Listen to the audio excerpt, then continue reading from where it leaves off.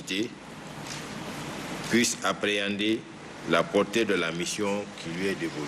Poursuivant toujours son propos, le ministre d'État, M. l'Intérieur, a également rappelé quelques préoccupations qui seront au cœur de cette réunion des cadres. Je sais que la question lancinante de l'insuffisance numérique du personnel sera au centre de vos préoccupations au cours de vos échanges. À ce propos, je dois reconnaître que si les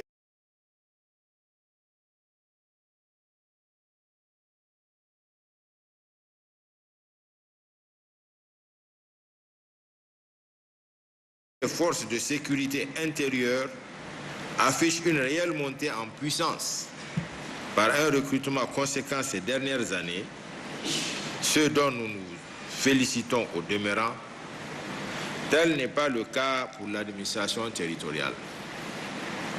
En effet, il nous a été donné de constater que le dernier recrutement pour le compte de notre administration centrale est déconcentré remonte à plus de 15 ans.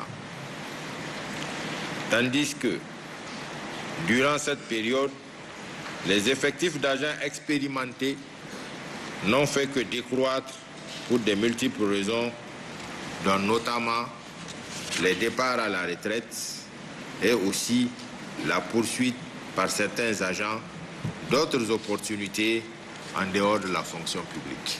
En tout état de cause, je puis vous assurer que les plus hautes autorités, au premier rang desquelles le président de la République, chef de l'État, le général d'armée Abdourahmane Tchani, ainsi que le Premier ministre, ministre de l'Économie et des Finances, son Excellence Ali Mahaman Lamine Zen, ont une claire conscience des enjeux relatifs à cette question de la nécessité d'y faire face dans l'intérêt du service public.